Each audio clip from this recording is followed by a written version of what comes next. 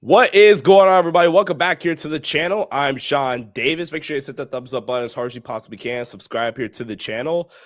A little bit of a break in between the series. The Lakers are playing tomorrow night in Game 3 of the Western Conference first round matchup against the Timberwolves. We had to bring my guy, one of the best in the business, if not the best in the business, my guy Tim, or Cranjis McBasketball. You can follow him on Twitter at Tim_NBA. Co-host or host of the Lakers Exceptionalism podcast, also does great stuff and founded B-Ball Index. So shout out to my guy Tim.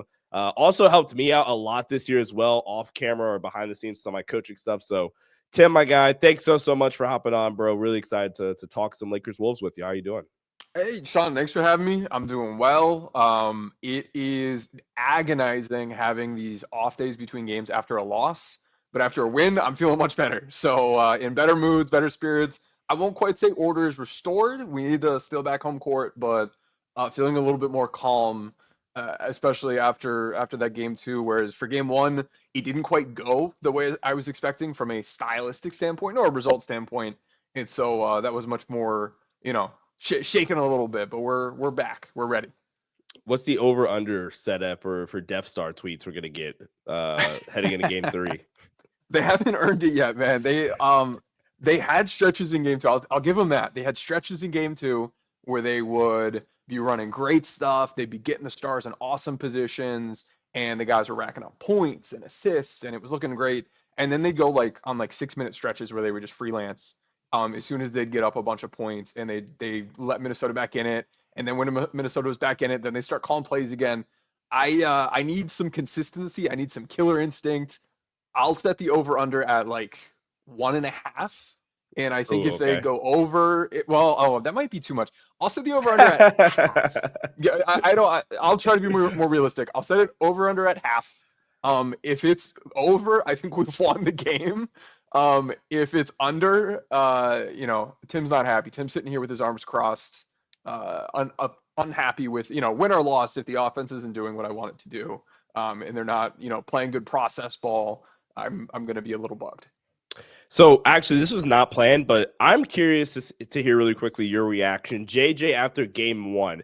First off, it's very obvious how chronically online JJ is. I don't think we can hide that. He is very much online. JJ after game one talked about the offensive organization and basically JJ's idea of offensive organization, which I actually didn't even fully disagree with. He was basically saying that the Lakers being organized is more so their pacing. Their spacing in terms of getting to the corners early, how they were crashing, and then them playing with pace in the half court and be able to run their lanes and stuff. What was kind of your reaction? Do you even agree with that? I would assume you don't, but what was your reaction? You heard JJ kind of talk about that. Yeah, well, I was happy to hear him asked about it. He actually brought it up. He's talked about it a lot. You're right. He's very online. This is terminology that we didn't hear him talk about a lot before this job. We didn't hear Laker media, Laker fans, Laker coaches really talk about this. It's been more of a thing this year. And this is a term, when I use the term organized offense, it's a generic term, but it's something I think a year ago I started using to mean when the team is running set plays, so play calling frequency, but then also on top of that, I want to count in when there are choreographed cuts in flare screens and things like that, choreographed counters to when the team is running ISOs or post ups in the defense sense help. So it's not just set plays, which is why I don't call it just play calling frequency, but I think from a labeling and messaging standpoint, brought to you by the guy who named his stat the Lebron metric, and now I can never Google it to figure it out when people are using it or not. I could have labeled this a little bit better, because what I mostly mean is play calling frequency. What he's talking about, I don't disagree with. I think it's good to get into your offense early. I think it's good to have good spacing principles. He said screening, and he said screening a few times when answering this question. I don't necessarily understand where he's coming from there. I don't mind that his definition is different. I don't think that's a problem. I don't think that invalidates anything he's saying or I'm saying. This isn't like I'm watching a pick and roll and calling it a banana. This is a random generic term I gave meaning and have defined as much as I can to people. And it is a term that is generic enough that I think it has a place in basketball and in life and in soccer and in hockey and in workplaces to mean all sorts of different things. So I don't have a problem with it. What I will say is there have been throughout the season when I track the team's offense and I look at every single play and I track, did they run a play? Did they freelance? Did they face some post help or whatever? And if so, did they counter? I've tracked the organized offense rate throughout the season, and there's been a very steady decline month after month from like starting in the 70s and then the 60s and then the 50s, then it was in the 40s. And We were hitting 3 Death Star tweets per game at the beginning of the year. We were, dude. I was talking about this offense is going to be like top 3 in the league, like with the roster that we started the season with, based on what the scheme looked like. It was phenomenal, like really good stuff. We had a good playbook. We were calling plays all the time. Guys were putting up good points. The offensive rating was good. And the execution, you want to get better at screening over time, stuff like that. But we started super hot and then it just got worse and worse and worse and worse. The only times this season where that season long trend has actually gone up for more than like a game or two in a row have been directly after JJ has been asked this question. He's been asked this question by Kobe Price once, Jovan once, and then this third time, I don't know who. I think it was just like, what were your takeaways from the film? And then he gave his answer, and then someone asked him to clarify what he meant by organized offense. I don't know if that was Jovan, who committed to doing so on my podcasts a couple days ago, or if it was someone else. But we did see, regardless of what he says this means or not, we did see the organized offense rate have its highest rating in quite a while and be at 57%, which I'll say is very good compared to 43% in game 1, which is not very good. So we got the result. We've gotten the result 3 times when he's been asked, and I don't care if he hates me. I don't care what he calls it or what he means by it. As long as the team is doing the things I think are, the right things, and I've got proof behind it, and I know they're more effective when they do it. That's all that matters to me. I am not here to make friends. I want the Lakers to win basketball games. I think if I wanted to be on the Lakers, organization or be friends with them, I would be approaching things a bit differently.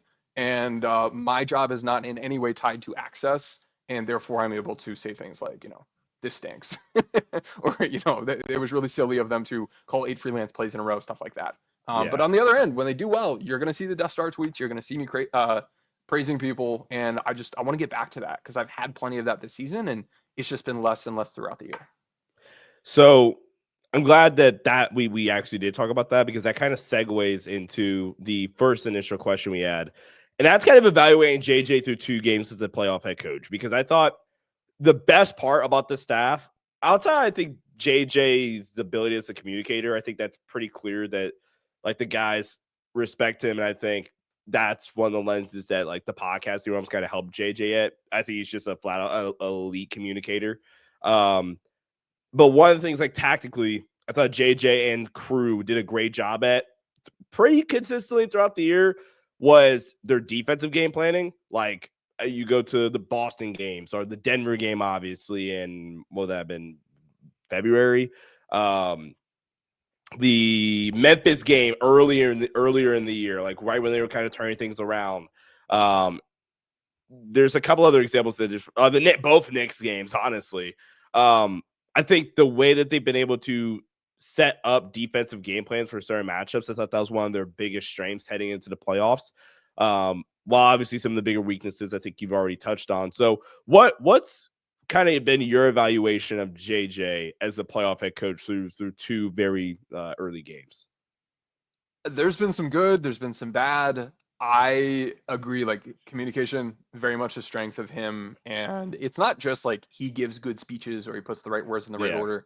It's also the like behind the scenes where he engages with stakeholders, he pulls in players, he has like one-on-ones with them on a regular basis to make sure that guys are understanding their role, they're getting their questions answered, they have their voice heard. And that is the kind of stuff that helps keep you connected with them on an individual basis and on a team basis, and allows you to keep a good pulse on the team and keep guys bought in. So that's been really good. I've gotten good feedback about that on the back end. The defense to me was super vanilla and bland early season, but in like late January, maybe they started engaging in these tactics, and they've kind of had a really good fastball, I'd say, with this kind of like help defense they've run, especially on isolations, it's been the same, like team after team after team. They've had different things they've done in the post, but I liked how they started in game one. They had that good help defense. It worked very well. Yes, Minnesota got a lot of threes off in the game, but they weren't really coming from that. And I think there was some misunderstanding just with fans in general. I think like people were attributing the threes to the help when they were both happening, but kind of separate. And I want to shout out JJ for looking at the film, seeing that it worked and sticking to his guns in game two, because they went right back out in game two and ran that same help a bunch of times and it had success again. I haven't finished logging the entire game for Minnesota, but 3 quarters in, they scored 0.97, or no, hang on, let me see here. 0.97 expected points per possession, looking at like the shot quality. Yeah. 1.01 for the actual points per possession. So about the same. And I'll take that as a defense. I'm not super scared of something like that. So I like it. Force the other team to counter enough to get you out of it. And I thought that was good.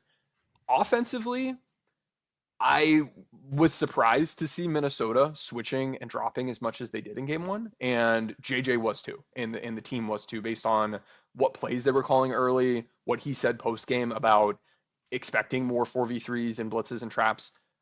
I don't think they came into. I think they, ramping up to the game in practices and walkthroughs, they were probably focusing on hedge beating tactics and didn't have to use any of it. And when they were facing switching in that first game, it was very, very freelance heavy and they seemed disorganized. And that kind of, you saw that in the results. So not pleased with that. In game two, they were better, but I still think this team can be a little bit better at that. I still think they can be more pinpoint with how they attack drop coverage, but those have been season long issues, not really tactical issues. So yeah. I don't know. They've kind of been, it looks more regular season to me than playoff chess to me, just based on the tactics we've seen unfold thus far. And part of that's on Minnesota for not adjusting. Part of it is just kind of LA has the same issues LA's had all year. But I don't know. I don't mind things. They didn't seem ready for the physicality in game one either. So I've been a little underwhelmed. Not pleased with the play calling. They did enough in game two to get the win, but there's still a lot of room that they have for improvement on the offensive side of the court. So what would be your biggest thing adjustment wise? And we can kind of go both ways here. What would be your biggest thing that you're looking for adjustment wise when going through the film heading into game three? I think it is being a little bit more disciplined with the play calling. There were stretches in that game too where they looked like a juggernaut. I had the Death Star like teed up. Oh yeah, especially early. And actually in the second quarter too. So their second quarter half court offense was actually even better than their first quarter half court offense, but they got like a dozen points in transition in that first quarter. So the first quarter total scoring output was a bunch. Second quarter half court offense was actually a step above. They just didn't get like anything in transition that quarter. And so first half was looking strong, but there were stretches there, late second, early third. There was a bit of a stretch in the first quarter. There was a bit of a stretch in the fourth quarter where it seemed like they took their foot off the gas, and that gave Minnesota some room for life. And who knows what it would have looked like if Minnesota did hit more shots and make it closer, but they left the door open more than I would have preferred. We got to see how good the players and lineups and team could look when they were like just a machine running through their set plays and generating open shot after open shot. I don't understand why they wouldn't lean a little bit more on that. It's not like you're hiding any cards. It's not like you have any secret fake punts or anything. Like, run the. There were multiple times this game. They ran the same play multiple times in a row. Do it. They ran the chase play at least. They ran the chase play. Yes, they ran the chase play like 3 times in the first quarter, I think, when they had only done it once in the first game. So they then went back to it on that last possession in the fourth, right? I think so. Yeah. They had that pin down variant of it working. Like I'm looking at my play-by-play log for the team in this game, and there were, let me see, 1, 2, 3, 4, 5, 6, 7, 8, like 8 different times where they ran the same play or almost the same play like 2 or 3 times in a row. So it's not like they're scared to call the same play more than once. it's not Madden. There's no cooldown period that you can set for how many times you can call a play in a period of time. Like, if it works, keep doing it, man. Reference. I think of it every time I watch them, and it's like, oh, nope, got to throw that one out of the playbook. We used it once. So I just want to see a little bit more focus. I want to win by 30. I don't want to win by 18. And that is, I think, to me, one of the biggest things. And then just a little bit more pinpoint, like precision attacking, drop coverage, and switching. Mm-hmm. And that kind of fits into an answer, actually a couple of my answers for later that you have for me. So I'll keep it there, but just say, like, step on the throat, be more pinpoint. You cannot leave the door open, especially going back to Minnesota, because they can get on a run, they can get hot, they've got a decent crowd. This team, especially with the physicality and being able to get second chances, if you don't put them away, like, they will have the firepower to get back in games. So this is also not planned, but just firing off after you gave me an idea. Which is more concerning, you think? We've talked about the Lakers' problems all year long. You've obviously have extensively done your work and have the data to back it up about how the Lakers have struggled at consistently be able to counter drop coverage and switching of the Lakers' ball screen actions. Which one, if like the Lakers weren't able to consistently figure out? I mean, and honestly, at this point, I'd be shocked if they did consistently figure out both of them. But which one is like more detrimental, do you think, to the Lakers' championship aspirations, if you will? This not figure out the switching or not figure out drop coverage? So before the Luka trade, I would have said drop. Yeah. Since the Luka trade, I think between him and Austin, you have enough pull-up three-point shooting that, one, teams aren't running it as much against you, which helps you avoid needing to really answer this question or figure it out. But two, when they do run it against you, you do have that pull-up shooting threat. Against switching, and I mean, I think it speaks volumes to what we're going to see from opponents in the playoffs, that Minnesota, who was the 26th or 27th most frequent switching team in the regular season and primarily leaned on hedging and was a top hedging team in the league, and last playoffs against Luka hedged against him more than anyone else any other round. They abandoned that coverage because they saw that the Lakers playbook absolutely annihilates it, and LA's got like the guns, the lob threats, the shooters, the playmakers to kick your butt. They decided we are going to switch even though we're uncomfortable doing it, and have been for most of the season. Switching, loading up, and forcing the Lakers to run help beaters is, to me, the way to defend this Lakers team. Mm-hmm. I was very confident in LA going into the series because I did not think Minnesota could adequately execute that. They've done a much better job than I've expected, so credit to them.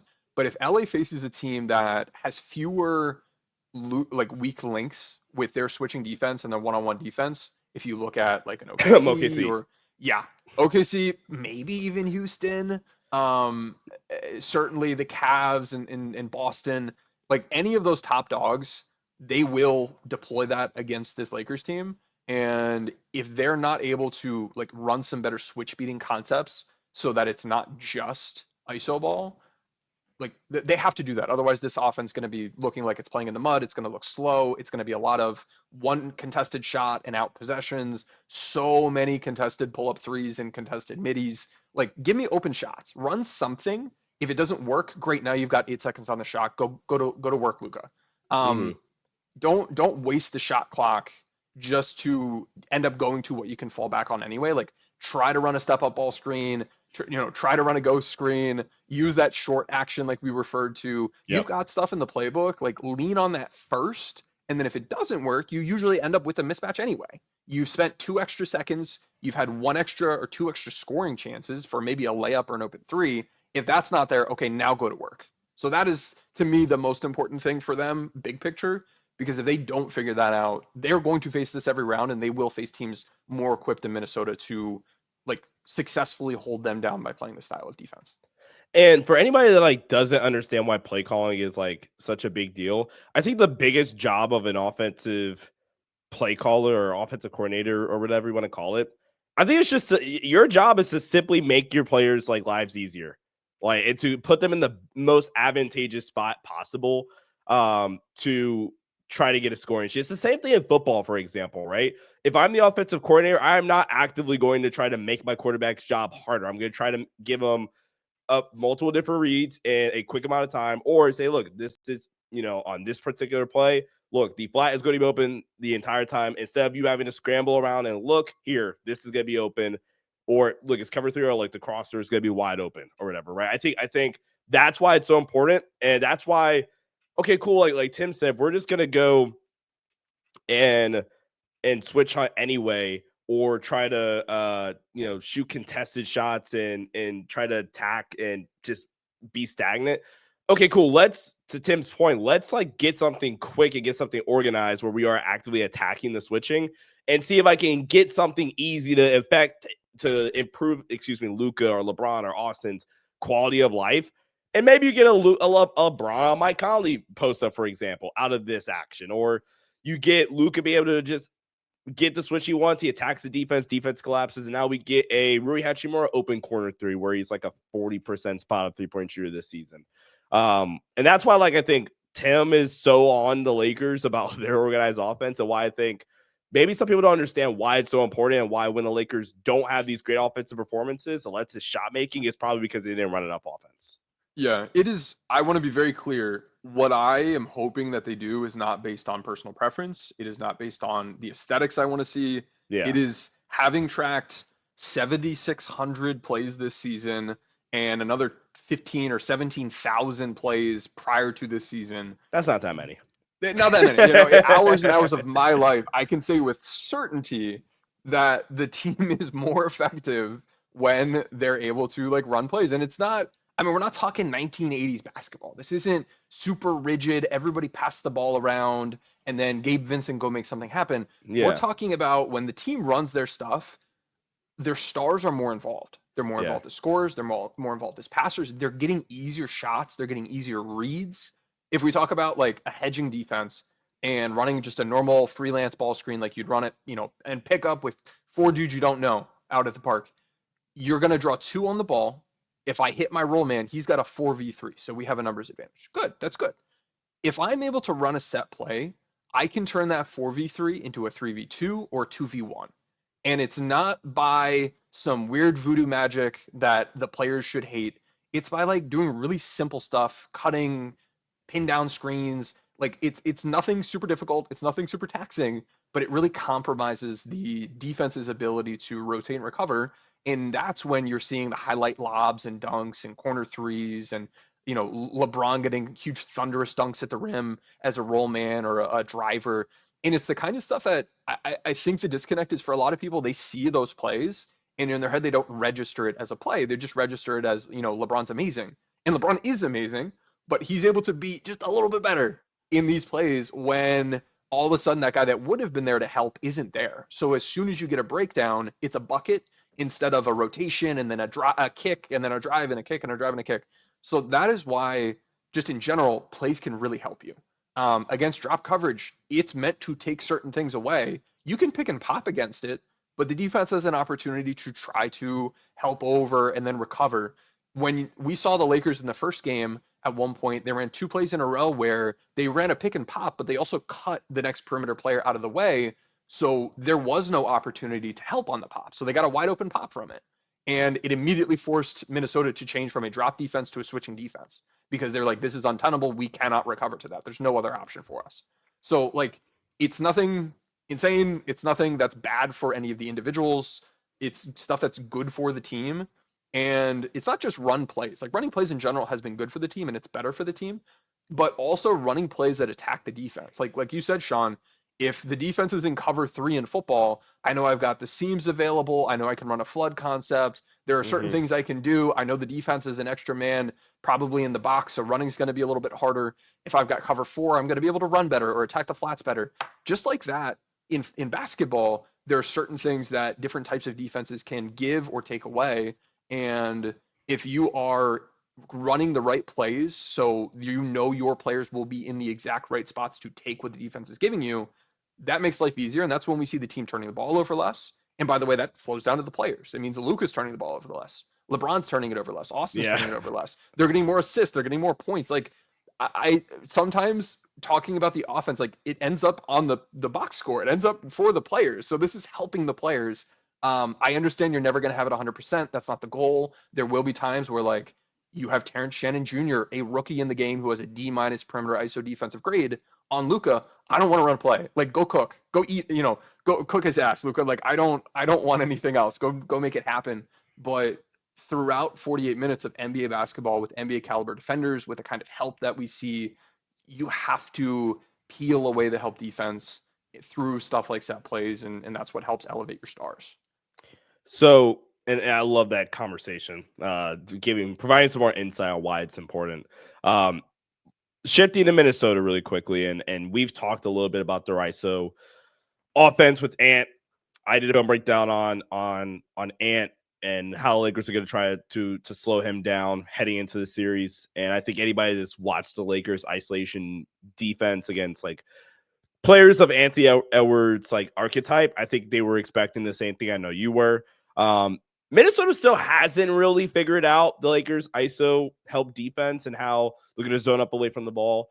One of the things that they did that they found some success with, they just kind of bland out the wings and try to get Luka or Austin on an island, essentially. But even then, like, especially in game two, I felt like they didn't have as much success with that. So basically, Tom, I'm just gonna actually like, is Minnesota ever gonna be able to like figure this out, or Lakers just be able to impact how many bodies Ant gets to see on a possession by possession basis? I think they will, and I'm honestly surprised, and I think it's embarrassing for them that they haven't. Yeah. In the first game, they countered the Lakers' help defense 38% of the time. I have the first 3 quarters of the game logged from game two, and their percentage at that point was 40%, so about the same success rate. Where, like, in game one, like you said, late in the game, they kind of figured out that if we flatten out and almost go to like a 1-4 low look, Yeah. we are going to, like, LA's going to respect it. They're going to pull their defenders away, and then we can get a 1v1. LA in game two didn't. They kept the guys up there, and it has people talking about what they were doing as if it's a zone defense, which is not the case. Yeah. And that, you've got 2 or 3 guys up defending one guy basically with 4 Minnesota players on the back line against 2 Laker players. So there's stuff there between pin and flare screens and cuts. And we did see Minnesota in the third quarter start running some help beaters. They had, let me see here, 4 help beaters against 7 different plays. LA sent help in the third quarter, whereas in the first half, they only countered 2 of the 8 plays. So I do think they started to figure it out. Part of their issue, though, is that Anthony Edwards continues to just misreads. Yeah. Julius Randle continues to just misreads. There are dudes standing there wide open because the defenders are sealed off with a pin and flare screen, and he is just not seeing it. It is the same thing we saw against SGA and J-Dub in those 2 OKC games where LA sent help, they countered, not as much as they should have, but they countered, and their ball handlers just did not make the read. So if you're JJ, I think you have to go into game 3 knowing you're vulnerable, because from a coaching standpoint, Minnesota's kind of figured it out a little bit. They flattened things out in game 1, then you kind of adjusted to how you would respect it or not, and then they had another adjustment on the Minnesota side in game 2. If they're able to consistently counter and then consistently actually like execute those counters, you might reach a point as LA where you need to do something a little bit different. And that I think would be worrisome. We haven't seen JJ have to go to a plan B or C or D throughout the regular season. So this is kind of the deepest we're seeing him have to get into his bag, which is enlightening, a little scary, just because I don't know what he's going to do. I don't have any history to go off of. I can't go find film from 2 or 3, 4 years ago and see what he's done in similar situations. But I mean, we're learning a lot already about how he will respond. And if he flops in this, it's real bad for the team long term, because you have Austin, you have Luka. They're excellent offensive players. They can try to hold their own defensively, but they're going to be guys teams poke at. And if you can't support them with that help defense, I think you're going to have a real tough time winning a title. So having different ways you can go about this is super important. And I expect Minnesota in game 3 to probably come out swinging, but I also expected that in game 1 after a full week of prep, and they didn't. And then I expected it in game 2 after a couple days of prep and seeing the exact same defense in game 1, and they didn't. So who knows? Maybe they'll keep, pooping their pants and it'll help the Lakers, but they should do better. They have to do better at some point, right, Sean? Yeah, and that was kind of the weird part because the February 27th matchup with the Lakers and the Timberwolves, not a lot you could take away because no Rudy, no Julius Randle, but that was one of the very few things you could take away from that February 27th matchup was how the Lakers are going to zone up away from the ball with Ant and how they're going to play Ant in isolation. And like you said, or not, God forbid, you don't even have to pay attention to that game. But like we've already said, how they played at Shea, how they've guarded all these ISO dominant players, you would have expected that in game one, or for sure going into game two, and maybe heading back into game three, going back home in Minnesota. Minnesota will have a come to Jesus moment, and they would have figured it out. Julius Randle's had a really, really strong series. I do want to point that out, scoring the ball. They went away from some of the more aggressive help, I think, with him. I think they let him play a little bit more one-on-one in the post. Correct me if you disagree with that. But that was one of my pet peeves, at least coming out of game one. I felt like they were a little too aggressive at times with Randle post helps. Like, I'm honestly like cool with letting Randle be a scorer. Whereas opposed to showing him aggressive help in the post. Now, granted, he had like a gazillion turnovers in game one, and some of them were like outright just awful passes. There was one in the first quarter of game one, I think, where you just launched the ball into the third row on the opposite side of the floor. But Randle's had a good scoring series. Do you have any like thoughts on Randle's performance, how the Lakers have guarded him so far?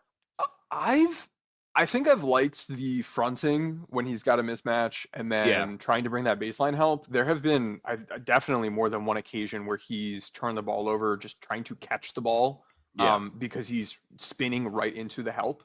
So I'm good with continuing to do that. Minnesota has not been very smart about how to counter that with weak side stuff or flashing to go high-low. They just keep trying to force the ball into him, and I'm cool there. So if they adjust, we can adjust. But for now, keep that going. He's had a lot of success going from the perimeter and getting downhill. Yeah. And, either one-on-one getting to the rim, bouncing a guy off and finishing, or drawing help, kicking out. I wonder if LA should try to use similar help defense against him that they've used against Ant. It seemed to me more Ant heavy. But at the same time, like if he's got DFS on him or Rui or LeBron, like those guys should be able to hold their own. I don't know. I think it's more of a prove it situation with him. So far, he's scored well. What is this? Has his passing hurt LA? I guess. Let's see. Doesn't right? feel like it. Yeah. It doesn't feel like if you can make him a scorer and not a passer, I'm okay with that. He had 7 turnovers. He had 5 assists in the first game. Yeah, I don't know. I'm still kind of. I still need to log the fourth quarter and think a little bit more about this, but I would rather him be the one trying to make things happen than Ant. Yeah. But at the same time, they have a lot of guys on this roster that are not good playmakers. So if you were to send help and they were to continue being inconsistent with how they run their help beaters, like why not, right? I don't know. I would give him a little bit of the Ant treatment. If they beat you enough, you can back out of it. But so far, he's been cooking, and if you can shut his water off a little bit, especially with how LA's bottled Ant's ISO up, I think you can really get this offense to some new lows. Yeah, I agree. So one of the guys that I think you talked about him in your preview of the series with Jovan, and he was your Lakers player X factor, if I recall correctly. He's a guy that I've talked about a lot, and I kind of wanted him to play more heading into game 2, and I don't think he had a great game 2.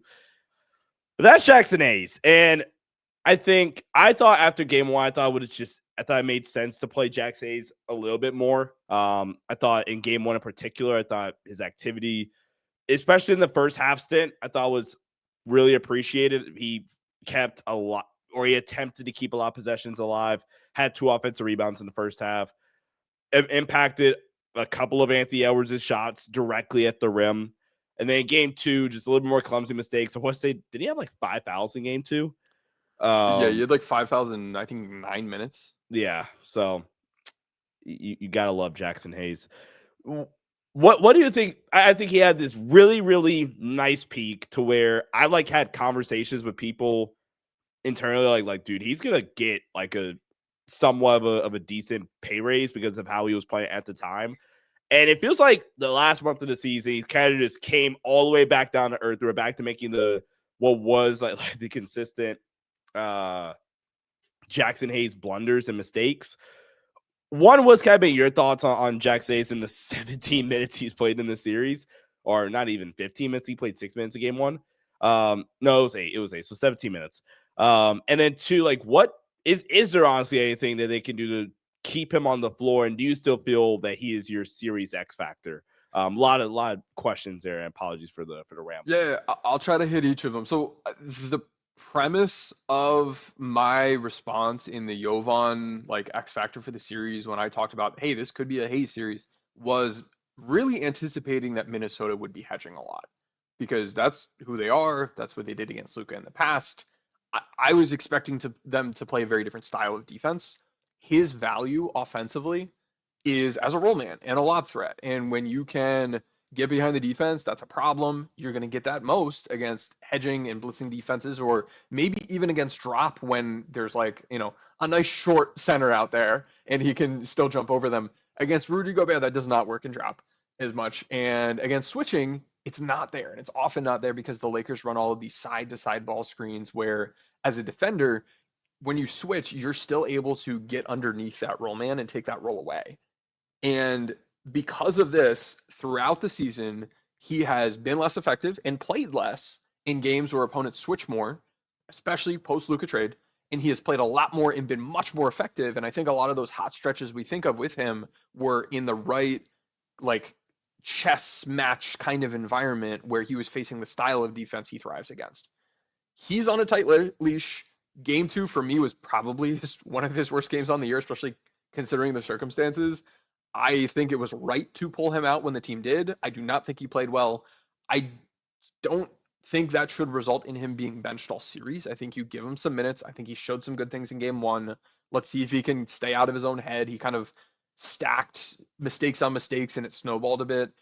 If the Lakers can switch up some of their screening angles and get him setting screens more like coming from the baseline up to get on the defender's back or kind of their back hip diagonally, get more north-south angles rather than side-to-side east-west screens, that should allow him to get behind his new defender against the switching. And then, again, you have that roll threat. And either you look to hit him on the lob or it collapses the defense and you look to hit the corner shooters. So to me, that's like the easiest fix and will allow him to get some more offensive value back. It has been an issue for the team all season long. This, for all of Darvin Ham's warts as a coach, was one thing that like we could count on when they face switching. They were going to spam this concept. We saw it so many times with him and AD and the other bigs they had. They ran these spread like step up seal ball screens 560 times over the past 2 seasons. It's such a simple concept too.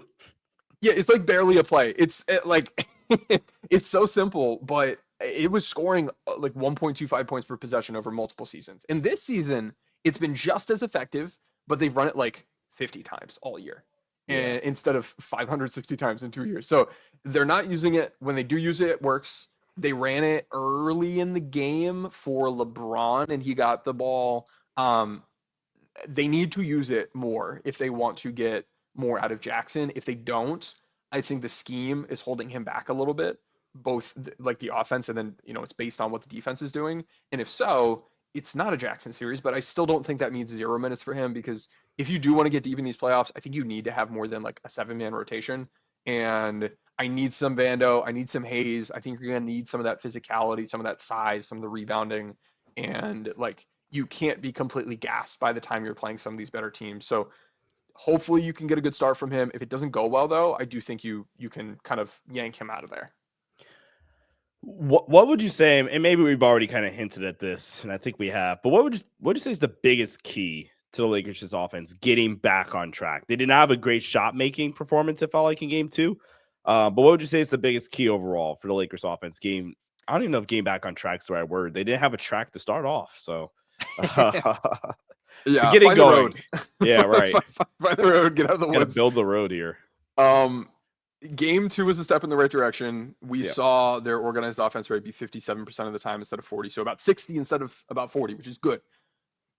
take out those stretches where you were freelancing a bunch and get this up to like mid 60s into the 70%. And I promise you the Lakers will drop like 120 points, and we're going to see a lot of Death Star gifs on Twitter. I would love to see that. I would love to see the screening angle switch I talked about. I think I'd also like to see more attacking with LeBron, Rui, and Luka inside out, posting up against smaller defenders. I'd also like to see more LeBron inverted ball screens, because if you can do those two things, I think you can control a little bit more of how the defense is playing you. With the inverted ball screens, like they don't want to switch Mike Conley onto LeBron. They're gonna show and recover. And we know the Lakers playbook is good against show and recover. We know LeBron can make the reads. And like to me, that is a simple tweak that allows you to get to your bread and butter in the playbook. I would love to see more of that. Against switching, I'd love to see more of those step up ball screens, but then also that short action like we talked about. Like think of, you're running your double drag with your two ball screens, but instead of dribbling off of both of them, dribble off the first one, pass to the second one, and then allow that guy who's a little bit deeper on the court to try to hit the roll man, hopefully with inside position. And if that's not there, then maybe you flip the ball back to the ball handler and set a ball screen, or maybe the ball handler runs by you to the corner for Chicago action, or like you can flow this a bunch of different ways, but I would love to see that initial short concept added in just so that you have a switch beating idea in the playbook in the first like 4 or 5 seconds of getting into your stuff. And it also works well if the defense is trying to hedge on those ball screens. So really anything but drop for that first screen should give you some good results as long as the first screen makes contact. And to me, that's been the other thing, is just the execution from my perspective with the screens has been bad. The feeds have been so much further out than they normally are. We're seeing the Lakers run horns plays where the guy's catching like at the logo when they're trying to feed the elbow. So I want to see some like overplay kind of beaters. I want to see LeBron kind of like spin off of the overplay and get a lob dunk. All you have to do is like that once or twice, and then the defense will respect it. And then you're going to be able to get the ball actually at the elbow instead of the 3-point line. So that to me, just kind of resetting the standard for execution of the offense and not allowing Minnesota to play super aggressive would just help when you do run stuff, it will be more effective. Yeah, one of the biggest talking points for me has been really LeBron's play type diet recently. I've kind of been a proponent of, especially in this series, saying, look, I'm good, and I'm curious where you are. Now, the one exception would kind of be the inverted pick and roll stuff, which you talked about. But I'm in general kind of cool with not seeing Braun doing the whole spread pick and roll thing and or the switch hunting bit anymore from the perimeter in terms of switch hunting bigs, or we're just spamming Braun spread pick and roll out of freelance. I'm kind of cool on that. I do not need to see that in this series from Braun. I like the idea of utilizing Braun a lot more as a play finisher and using him as a screener, using him as a roll man where you can utilize his playmaking, utilize his downhill finishing against in theory, a rotating defense. I love the idea of the inverted pick and roll, because then also I thought, especially coming out of game one, they just did not do a good job of punishing the Timberwolves defense for the fact that they do not want to put Conley on Braun. Like, it felt like they're specifically in freelance, which again, if you're running an attack play, you would be able to put Minnesota in a situation where they would either have to concede the switch or, okay, cool, we're just getting Braun on a downhill attack. So utilizing the inverted pick and roll, which felt like a staple of the Darvin Ham playbook. I mean, to the point where they literally won a playoff game with it. The fourth quarter, Golden State in LA, round 2, game 4. They just spam Lonnie Walker, Braun, inverted pick and roll, and Lonnie Walker cooked Golden State. That's why he got like 15 of his points in the fourth quarter off of LeBron and Lonnie inverted pick and roll. And then also, I think, too, like Braun at this point, I just trust him and like him. I'm sure you have the data on this, so correct me if I'm wrong. I feel like I trust him at this current point a lot more as a scorer, as a play finisher, or as like a mid-post initiator. I'm curious what you think about that. But I feel like that is, in terms of the LeBron point of operation, I prefer that as opposed to the spread it out and let LeBron switch on, or let LeBron play spread pick and roll, unless we are attacking a guard mismatch. Yeah, whether it's a combination of age and or maybe groin injury, Yeah. his burst and blowing by bigs on the perimeter, it's not as much there. This isn't Braun from a decade ago. And now I do remember in 20, gosh, it was I think 2018. I spent time trying to build what I thought an old man LeBron playbook would look like. And again, this is 8 years ago. But a lot of it had to do with mid post, low post, not quite the way Denver uses Jokic, but a lot of that, the cutters around him, screens around him, allowing him to use his mind while not needing to exert a ton of energy at the same time in order to like be a great playmaker and kind of being more of a hub. Um, that and then allowing it to really easily flow into either inverted screens for him that start from a deeper spot on the court, Hmm. or him, you know, handing off or throwing and chasing and allowing him to be a roll man. And I mean, that's not what the Lakers offense is right now, but those are the kinds of actions that like I envision the supercomputer mind with the body that isn't quite able to beat you off the dribble as much anymore in the future. Maybe now isn't the future yet, but I do Yeah. think a little bit more of that could allow him to use the size, the force, the smarts. Yeah, I think mid to low post should be more of a focus of his. And like going into the series, looking at both starting lineups, you should be able to find a matchup where you like your pick and roll, your ISO, or your post up against whatever Minnesota's throwing out there just naturally without having to run anything, without having to get a mismatch. And whether it's Conley on LeBron or Conley on Rui or, Randall navigating ball screens being a weakness of his, it hasn't felt like the Lakers have really punished some of those natural, immediate, easy matchup options that they have. So I'd just love more purpose. Even when they do freelance, it can be okay, but do it with purpose. Go attack, go find the duck and go hunt the duck. And it doesn't feel like we've seen that nearly as much as we're used to seeing with LeBron, whether it's the Darvin Ham teams or in Cleveland or in Miami. It just felt like there were those moments where it's like, okay, the next 5 minutes are going to be about us attacking this one defender in this horrible mismatch, and they're going to have to take that guy off the court, or we're just going to toast them. And it hasn't really felt like LA's had that level of focus at all so far through these two games. Yeah. All right. Last couple things here. What would be your biggest series X factor going forward here? 1-1, going back to Minnesota.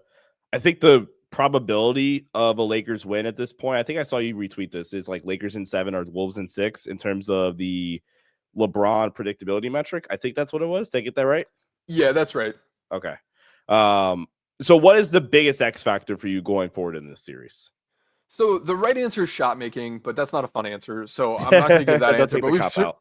yeah, we've certainly seen how that can swing games, and like LA's had two of their worst shot making games in a while. They should shoot better moving forward, and just doing that, even getting the same caliber of shots, should result in a lot more points. So that's one thing. But I think the ability to sustain their physicality on defense, Mm-hmm. especially if they don't quite get as friendly of a whistle. I understand, Minnesota had plenty of free throws too, but uh, can you, with the smaller groups, overcome the size disadvantage by ramping up the physicality, sustaining that physicality over a long like grind of a series, and continue to hold your own on the boards like you did in game two? And to me, one of the biggest keys that I saw in that second game that reminded me of the Houston Cougars college offense, Yeah. where you think about them and what they do. They're not a great scheme, but dude, the tips to keep offensive boards alive are all over the place. It is a focus of what they do. And I saw the Lakers doing that on defense rather than offense, where if I am mismatched, I know I can't beat you on the board. I'm just Especially going to like a try to, Rudy. exactly, especially Rudy. We saw so many times with Rudy where I'm not going to beat you one on one, but if I can tip or punch the ball just to somewhere else that you aren't, where we have other Lakers with good positioning, like that is keeping the play alive. And so many of these plays, Rudy was kind of sandwiched between two Lakers, and he could still control his zone well, but as long as you put the ball anywhere else outside of that zone, he couldn't get to it. And Minnesota wasn't necessarily crashing down their other guys to fill in some of those gaps. And so we saw the Lakers sandwich rebound and using the tips to hold their own on defense and not allow Minnesota to overwhelm them with size and second chance opportunities. And to me, the ability to sustain that and what that rebounding and transition tug and war looks like with does Minnesota crash more? And if they do crash more, can we beat them down the floor more? And like that side of things, just the Lakers closing defensive possessions and starting offensive possessions is such a key for me in this series. Game one, they were not getting out in transition, and Minnesota was also getting the offensive boards. Game two, the Lakers got out in transition, and they were closing on the defensive boards. If you kind of split those 1-1, what does that look like? But if either team goes kind of 2-0 in those areas, they should win the game. Did you see the clinic that from Sam's? It's like a clip. It's like a 4-minute clip of like Kelvin Sampson like explaining why the tips are so important on Twitter. It's the best 4 minutes ever. I did. I definitely bookmarked that. I watched that late at night after that Final Four game, I think, against Duke. Yeah, it's the best. I think I agree with what you touched on. I thought that was one of the bigger keys in general heading into the series is when the Lakers downsize. I think me and Jovan agreed to just call like centerless basketball because them going small in air quotes, it's still like 6'5", 6'7", 6'9", 6'9", 6'9", basically. But when they go with their centerless lineups, can you maintain that level of like defensive physicality and keep them off the offensive glass? Rudy had 1 offensive rebound, and I think the Timberwolves as a team had 6 offensive rebounds in game 2. So be able to like sustain that to a certain extent. I would like them to see them play with even more pace in early offense. I felt like they missed out on a few chances to really push or really gain an early offensive advantage and this is just part of like how things are going to shake out because of your 2 best players being so methodical and Luka and Bron that you're just naturally going to give up some of those opportunities. But I still would like them to take a little bit more advantage in early offense and attacking some of these, cross matches early. And then overall, do either one or two things for Minnesota. Like, do they eventually like really force JJ to make to go to a slider or go to his breaking ball in general, or does JJ just get to throw his fastball the entire series defensively, which is the heavy in the gaps and forcing Ant to be a playmaker or Randall even playmaker and decision maker and make the appropriate reads against the Lakers isolation defense? And then secondly, if it gets to a scenario where the Lakers maybe put 2 on the ball more, start to get a little bit more aggressive, if it gets to that point, does Minnesota's secondary guys, can they be good enough decision makers? That was ultimately for me why I felt so confident in the Lakers winning the series, is especially down the stretch. I just don't trust practically any of their guys to be able to consistently make secondary reads, even on like second side action. I just don't trust Minnesota from a decision-making standpoint. Can these other guys start to make decisions to where the Lakers have to make a serious adjustment? Because then that's where things could get a little bit tricky. But yeah, that'll be it for me on top of everything you said already. I think those are great points. It's still very much an open question how deep JJ's tactical bag is. And we've seen a little bit of adjusting so far with the ISO defense, but not much. What is plan B? What is plan C? What does that change up? What does the slider look like?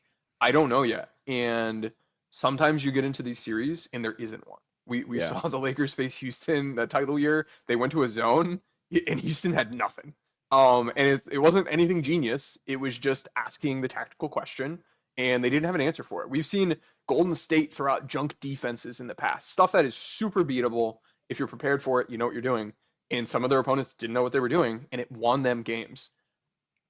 If you can make JJ have to do something else, then we'll find out if he has something else. And we haven't seen him need to go to something else yet. So it's almost like it is so much on you as Minnesota to ask a first-time head coach these tactical questions. And so far, they've done a really poor job of doing so.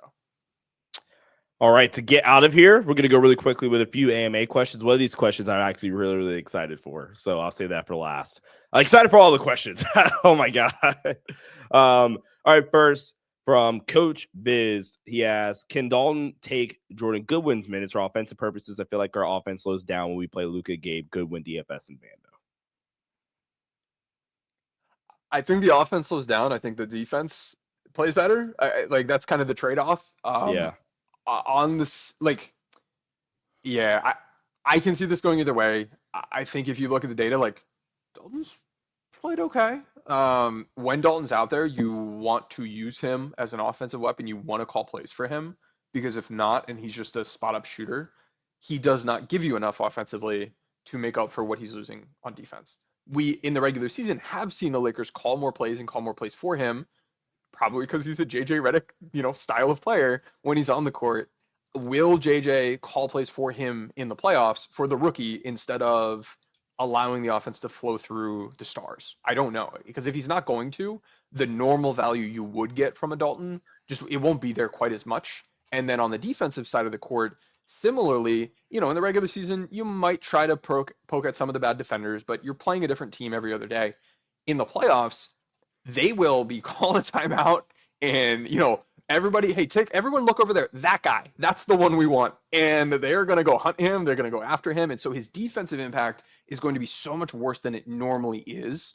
The same way his offensive impact might not be the same as it normally is if he's not, on ball as much, plays being run for him as much. So because of that, I think he probably loses value a little bit more than Goody has thus far. Goodwin hasn't been someone that we've seen Minnesota just ignore and it be super disruptive to the Lakers offense. If we get to that point, just like we got to that point with Vando a couple seasons ago, then yeah, maybe you do have to do something different. But so far, that's what kind of how I'm thinking about it.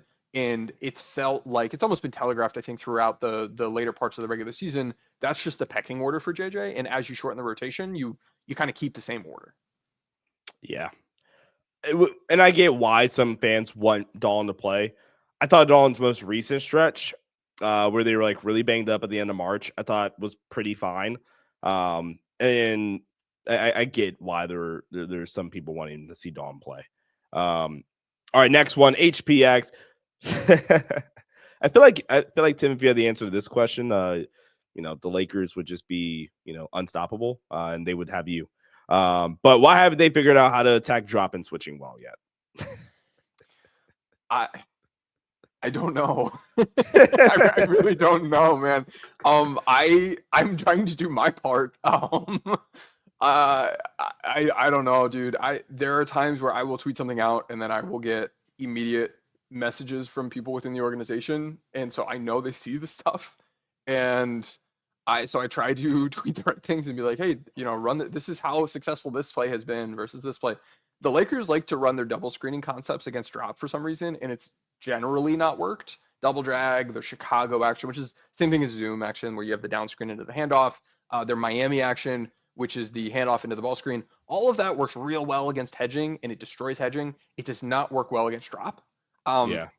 They just keep doing it though, and they've been able to kind of get away with that weakness because opponents have been scared to run it against Luka. So we've just seen the breakdown of what coverages they're facing just skew so heavily away from it that they've been able to get away with not answering this tactical question. The switching part to me is a little baffling because they've faced so much more of it as a result of this, and still haven't quite figured it out. I think to me in general, switching is the harder thing to design plays for, but there's still certainly much more they could be doing that they haven't been doing. And they just have enough of a fallback safety blanket of, well, Luka can go cook them, or LeBron can cook, or Austin can cook. And it works. It's worked enough that they've been able to get away with it. But in game one, it didn't work enough, and it therefore resulted in really bad offense. In game two, it was much better. But yeah, I don't know. I wish it were better. Hopefully they figure it out this offseason or sometime these playoffs. But it almost seems purposeful against drop with the double screening actions because they do run them a lot. They won't run them a bunch against switching, but as soon as they see drop, they're running it as if they think it is a good coverage fit, and it hasn't been. And the value of that coverage for the team on the season has been 16 points per 100 possession. So that's the difference between the best offense and the worst offense in the NBA. Yeah. On a per play basis. So this stuff matters, and hopefully they'll figure it out. But this is also stuff that no one else is tracking. No one else is talking about at this kind of level. I don't think anyone's really quantified the value of these things. I've spent a lot of time in my life trying to do so, and I think it's super valuable, and I hope teams can use it, and I do see teams using it, and I love that. But at the same time, with these concepts that I've kind of not invented, but started tracking in a new way, it doesn't surprise me that not everyone has, figured out all these little things. But maybe they will. All right, last question from my guy Warren on Twitter. What would be your, and I pulled up the whiteboard for this one, what would be your switch being concept for the Lakers to deploy against Minnesota? Okay. You got that So whiteboard going? yeah, so I have mine, and I'll pull up another. I can use the other tab here. So mine is actually more so from like Darvin's playbook that I still like kind of keep and have in my back pocket. Remember the horns out like step up concept they went to? They would use this a lot for Braun as a screener. Mm-hmm. So I mean, for anybody watching, it's honestly really simple, but this goes in line a lot with what Tim was talking about with the Lakers screening angle. So I'm going with their smaller lineup where it's Luka. Luka can operate as the point. Austin at the obviously at the elbow out of horns alignment. We'll probably start them a little bit higher up actually. And then we have we have Braun in the corner, and then we have Rui weak side corner. Rui sets the initial screen for Austin, and that is a horrible drawing. Thank God we don't have to use technology like on the floor. It is much harder to diagram on Fast Draw, like digitally, than Good it is grief. on a whiteboard. You have my support and empathy there. Right. All right. So Austin pops out. Luka throws it to Austin, and then we will. This is the one thing I do like about Fast Draw is you can just automatically go over to your second screen, and then if we like added a defender for Austin, this is going back to the screening angles. Assuming Austin's man is right there, LeBron would come and set the screen, step up screen meaning on. We're trying to like change the angle just a little bit. Set the screen on Austin or X2's back to where LeBron can seal him off, get an advantage, and roll to the basket. Austin's attacking downhill. You have Braun. Oh my! See, like what is that? we have Braun. We have Braun sealing his man off, getting underneath X2. Austin attacking the baseline, and then we have shooter weak side corner. Dorian's repositioned at this point to that opposite slot, and then you allow. And I think the Lakers like legitimately like their 2-man game with Braun and Austin. Yeah, again, I don't know what that is, fast draw, but so yeah, I'm going with something that I don't know. I don't think it's in their playbook. You would obviously know better than me. But this is a concept I think is attacks kind of some of the things that you talked about, and being something that I like personally just like. They have run this, let's see here, 27 times this season, but yeah, they've run it 27 times this season. It hasn't, they haven't run it much against switching though, unfortunately. But I like this. This was bread and butter last year. This should work well. I really like how you've got the right angle on the screen. You really try to open that up. This is a good set. In general, just a really solid set. Should get the ball in the right guy's hands. Like this is a set play, yet we have LeBron and Austin, the two guys in it, and we've got everyone else where we want them. I mean, the only critique you could have is Luka's not as involved as he could be, I guess, but like you can get a strong 2-man attack here with what you're doing. And let's say maybe it doesn't work, maybe then you swing it to Luka and I don't know, you flow something on the second side. Yeah, but again, that goes back to the argument earlier where okay, let's run something organized first, and then it's gonna devolve. If it doesn't work out, it's gonna turn into switch hunting or Luka ball anyway. So why not run something organized first? Exactly. Yeah. Like if this doesn't work, yet you still get to switch, like just post LeBron up. He's got Austin's guy on him. Now you have shooters all around, LeBron in the post. If they send help, you should be in pretty good shape. So I like it. All right, let's pull it back. What would be yours? What would be your concept? And I'll try my best to draw it up. Stick DFS in the left corner. Give me Rui in the right corner. Let's stick Austin under the rim. Luka top of the key, maybe kind of left slot-ish. And then Braun, I don't know. He's going to set a ram down screen. So free throw line? Yeah. Okay. What we're going with here is we got a couple different layers to it. So we're going to set that ram screen for Austin by LeBron.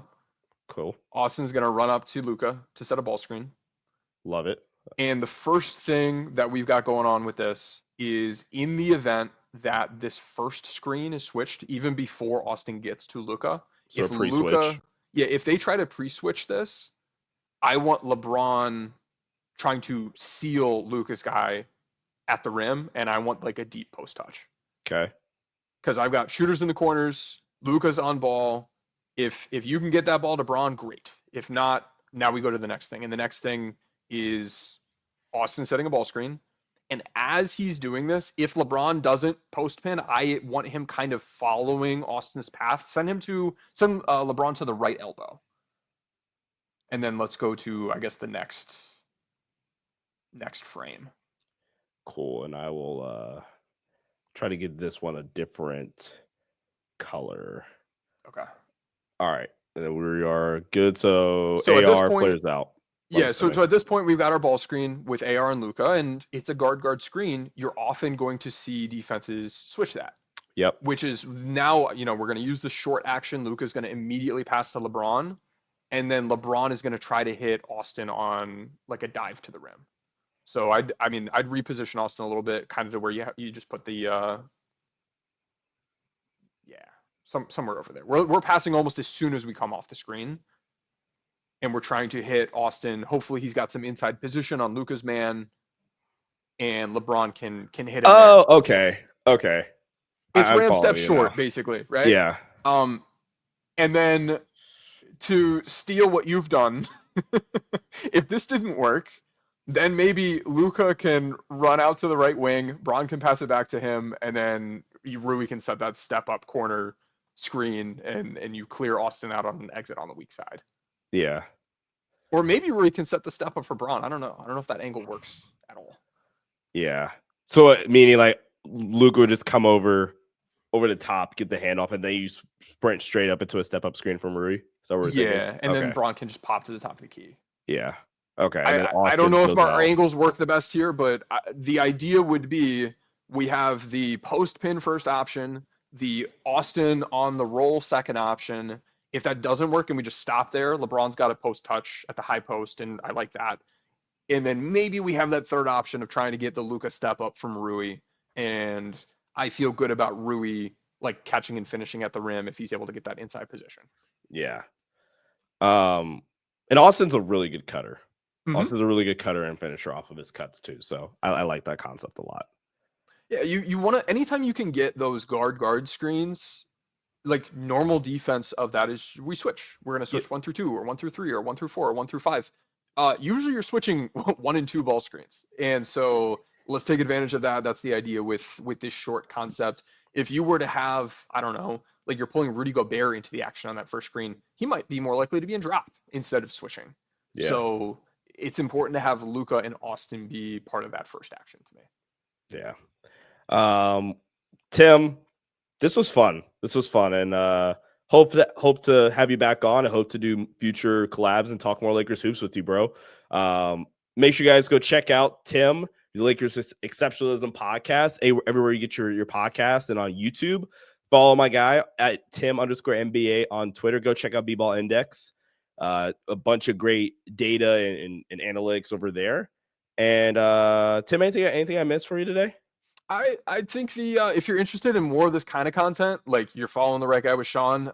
If you want more of Tim tracking sort of stuff, I've got a Discord server where there's a lot of good basketball conversation. In addition to that, we have different paid tiers, more than 3 different levels. But at the bottom level, there are bonus pods that you can get access to and early access to videos. Like Tom just put out a great Lakers small ball video. That is really, really good and was an excellent primer for game 2 with some of the tactics they used. At the next level, at the courtside tier, you get access to everything I just talked about.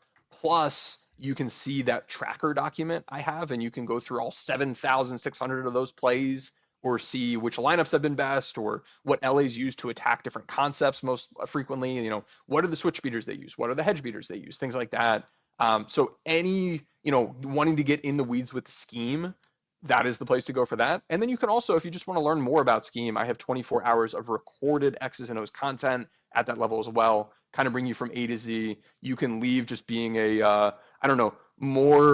you'll be exposed to more concepts, and I think you'll see the game a little bit differently, even as a fan. And so all of that is at that tier as well. So lots of cool extra content. Really good server if you just want to get in and talk to people. It's kind of pay to join, but once you're in, you're in. So if you want more Tim, go check out those tiers. At the lower level, it's like $7 a month. The next level, it's $14, and you can, pay $14 for a month of Lakers playoffs and then just cancel, no problem. So I guess that would be the last thing. But yeah, check out the data at B-Ball Index. Follow me on Twitter.